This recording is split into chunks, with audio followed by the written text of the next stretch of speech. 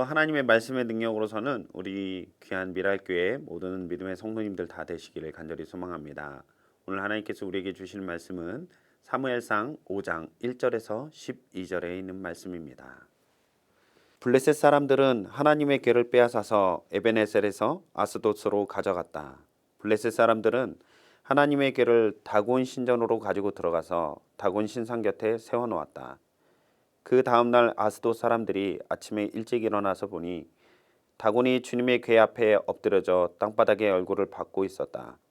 그들은 다곤을 들어 세운 다음에 제자리에 다시 가져다 놓았다. 그 다음날도 그들이 아침 일찍 일어나서 가보니 다곤이 또 주님의 궤 앞에 엎드려서 땅바닥에 얼굴을 받고 있었다. 다곤의 머리와 두 팔목이 부러져서 문지방 위에 나둥그렇고 다곤은 몸뚱이만 남아 있었다. 그래서 오늘날까지도 다곤의 제사장들과 다곤 신전에서 예배하는 사람들은 아스돗에 있는 다곤 신전에 들어갈 때에 문지방 위를 밟지 않고 넘어서 들어간다.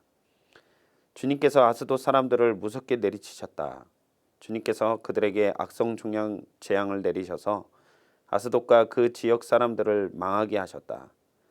아스돗 사람들이 이것을 보고 이스라엘의 신이 우리와 우리의 신 다곤을 무섭게 내리치시니 그 신의 궤를 우리가 있는 곳에 두어서는 안 되겠다 하고 말하면서 사람을 보내어 블레셋 통치자들을 모두 불러 모아놓고 이스라엘 신의 궤를 어떻게 해야 좋을지를 물었다. 블레셋 통치자들이 이스라엘 신의 궤를 가드로 옮기자고 하였으므로 아스돗 사람들은 이스라엘 신의 궤를 가드로 옮겼다. 아스돗 사람들이 그 궤를 가드로 옮긴 뒤에 주님께서 또 그 성읍을 내리쳐서 사람들이 큰 혼란에 빠졌다. 주님께서 그 성읍의 사람들을 어린아이나 노인이나 할 것 없이 모두 쳐서 악성 종양이 생기게 하셨다. 그러자 그들이 하나님의 궤를 에그론으로 보냈다. 그러나 하나님의 궤가 에그론에 이르렀을 때에 에그론 주민들은 아스돗 사람들이 이스라엘 신의 궤를 우리에게로 가져와서 우리와 우리 백성을 죽이려고 한다 하면서 울부짖었다. 그래서 그들은 또 사람을 보내어 블레셋 통치자들을 모두 불러 모아놓고 이스라엘의 신의 궤를 돌려보내어 그 있던 자리로 돌아가게 하고 우리와 우리 백성이 죽지 않게 해주시오라고 요청하였다.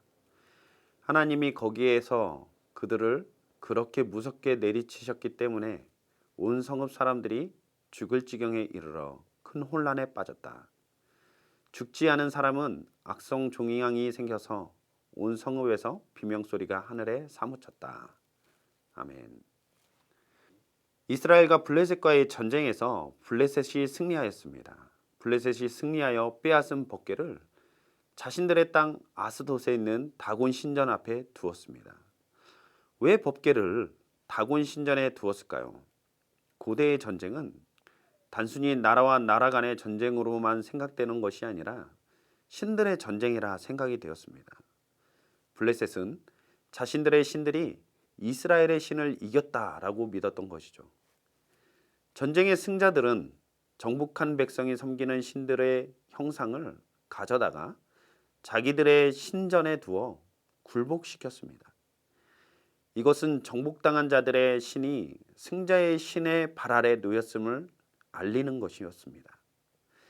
법궤가 포로가 되어 있는 것이죠. 이스라엘이나 블레셋이나 동일하게 여호와께서 패하셨다라는 생각을 했을 것입니다. 그렇지만 우리가 한번 생각해 보기를 원합니다. 정말 하나님께서 패하셨을까요? 블레셋의 아스돗 사람들이 아침 일찍이 다곤 신전을 찾아가 보았습니다.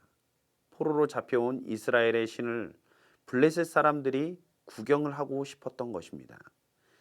그런데 그들은 충격적인 장면을 보게 되었습니다.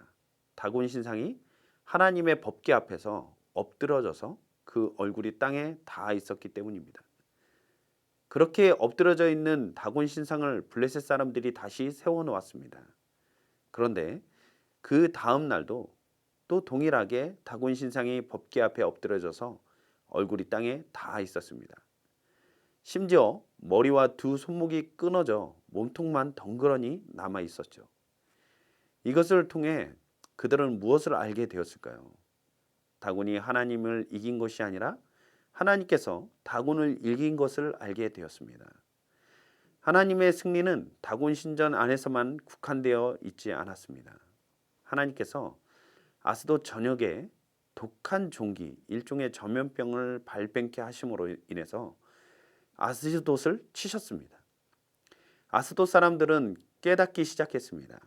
이스라엘의 신이 자신들의 신과 자신들을 치고 있다라는 것을 깨닫게 되었습니다.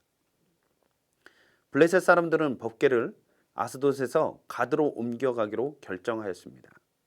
그러자 가드에서도 하나님의 맹렬한 공격으로 가드 사람들에게 심히 큰 환난을 당하게 만들었습니다. 가드 사람들도 결국 하나님의 재앙 앞에서 아무런 저항조차 하지 못했고 이 법궤를 다시 에그론으로 보내었습니다. 에그론에는 블레셋의 전체 안에서 최고의 신이라 여겨진 바알세불이 있는 곳입니다. 블레셋의 마지막 보루인 바알세불이 있는 신전으로 법궤를 옮겼지만 그 결과는 또 어땠을까요? 그 땅에 사망의 환란이 임하게 되었다라고 기록되어 있습니다. 그래서 결국 블레셋 사람들은 이 법궤를 다시 이스라엘로 돌려보내자라고 결정을 하게 된 것입니다. 이상의 오늘 하나님께서 주시는 말씀을 살펴보았을 때 우리는 어떤 것을 알 수 있었을까요? 전쟁에서 하나님께서 패한 것입니까? 하나님께서 포로가 되셨을까요? 결코 그렇지 않다라는 겁니다. 이스라엘의 군사들이 못한 일을 하나님께서는 홀로 행하고 계신다라는 것을 우리는 알 수 있죠. 이스라엘은 처참히 무너졌지만 블레셋 앞에 처참히 패배하였지만 블레셋 진영으로 들어가신 하나님은 그 땅을 홀로 전쟁에서 이기고 계셨다라는 겁니다. 하나님의 능력을 가르쳐주고 있습니다. 우리가 이 사건을 보면서 먼저 찾아야 할 대답이 있는 것이죠. 하나님은 이기시는데 왜 그의 백성인 이스라엘 백성은 졌던 것일까라는 질문을 한번 해보아야 할 것입니다. 그들에게 하나님께 드리는 제사가 있었고 제사장이 있었으며 하나님의 임재를 상징하는 법궤도 있었는데 그들도 그것을 인정하고 블레셋과의 전투 때에 그 하나님의 임재를 상징하는 법궤를 가지고 나아갔어요. 그런데 왜 패배했을까요? 하나님께서 패배하신 것은 아닙니다. 하나님께서는 홀로 이기실 수 있는 능력의 하나님이십니다. 오늘 본문은 우리에게 그 하나님의 능력을 너무나도 정확하게 보여주고 계신 것이죠. 블레셋 전역을 초토화시킬 수 있는 하나님께서 이스라엘 진영에서는 지셨습니다. 사실 이 전쟁은 하나님께서 지신 것이 아니죠. 하나님께서 이스라엘로 하여금 지게 하신 것입니다. 그렇다면 왜 지게 하셨을까요? 이스라엘은 하나님을 수단으로 대했기 때문입니다. 하나님을 믿고 또 하나님을 섬기고 하나님을 사랑하며 하나님을 존중해야 하는 정말 인격적으로 하나님을 대하며 날마다 하나님께 경배와 찬양을 드려야 했는데 전쟁에 승리하기 위한 수단으로 정말 그런 존재로만 하나님을 생각하였습니다. 이스라엘에게 종교적인 열심과 모습은 있었지만 그들 안에 있는 신앙이 없었기 때문에 하나님을 진정 믿고 따르는 믿음이 없었기 때문에 하나님께서 그들을 지게 하신 것입니다. 우리도 이러한 점을 깊이 생각해 보아야 할 것입니다. 우리의 삶이 잘 되고 있고 특별하게 나를 힘들게 하는 일이 없고 내가 운영하는 회사도 잘 돌아가고 내가 아픈 곳이 하나도 없다라고 해서 나와 하나님과의 관계가 아무런 이상이 아무런 문제가 없다라고 생각을 해서는 안 된다라는 것이죠. 교회가 재정이 늘어나고 교인 수가 늘어나고 화려한 건축에 성공했다 할지라도 그것으로 하나님과의 관계가 안전하다라고 우리는 평가할 수 없다라는 것입니다. 기도하는 사람은 줄어들고 있고 예배 시간은 점점 습관적으로 변화되어 가고 있고 기쁨으로 교회와 성도를 섬기는 사람들은 그런 헌신자들은 점점 사라지고 있으며 우리의 얼굴은 점점 더 어둡고 사나워져서 분열과 갈등이 끊이지 않고 믿지 않는 이웃들에게 그리스도인답게 사는 자로 인정받기보다는 오히려 욕을 먹고 있는 것이 우리의 모습이라면 그것이야말로 하나님과의 관계가 틀어져 있는 증거이고 이것이 진짜 우리 인생의 최대 위기일 것입니다. 하나님은 여전히 동일하십니다. 그럼에도 하나님의 백성이라고 생각하는 이스라엘은 그들은 하나님의 법궤를 들고 나아갔지만 전쟁에서 지고 말았습니다. 그러한 이유는 이스라엘이 이스라엘답지 못한 탓이었습니다. 오늘날 우리가 세상에서 지고 있다면 우리가 그리스도인답게 살지 못한 이유 때문일 것입니다. 하나님은 결코 패배하지 않으십니다. 그런 하나님을 모시고 사는 우리도 패배하지 말아야 하는 것이죠. 그러나 현재 우리의 삶이 세상 앞에 또 우리의 문제 앞에 지고 있다라고 생각이 된다면 무엇이 문제일까요? 우리가 바로 문제다라는 겁니다. 우리에겐 승리할 수 있는 비결이 있습니다. 그것은 결코 패하지 않으시며 항상 승리하시고 요동치 않으시며 여전히 그곳에 계신 하나님을 다시 찾는 것이죠.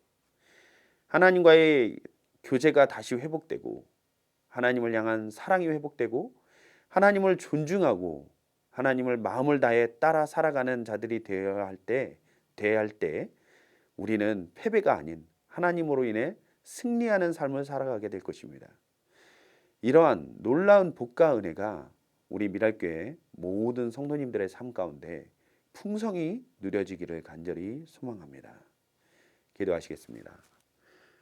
사랑해 주님, 너무나도 감사합니다. 우리 안에 종교적 열심은 있고 종교적 형식은 있지만 하나님을 향한 사랑과 또 하나님을 믿는 그 온전한 신앙이 점점 식어져감을 봅니다. 하나님, 우리 마음 가운데 주님을 향한 그 사랑과 또 주님을 인정하는 그 믿음이 회복될 수 있도록 인도하여 주시고 모든 상황과 환경들을 주님의 그 놀라우신 은혜와 능력 안에서 이겨나가는 우리 미랄교회 모든 성도님들의 삶이 될 수 있도록 주님 역사하여 주시옵소서. 이 모든 말씀을 우리 주 예수 그리스도의 이름으로 기도했습니다. 아멘.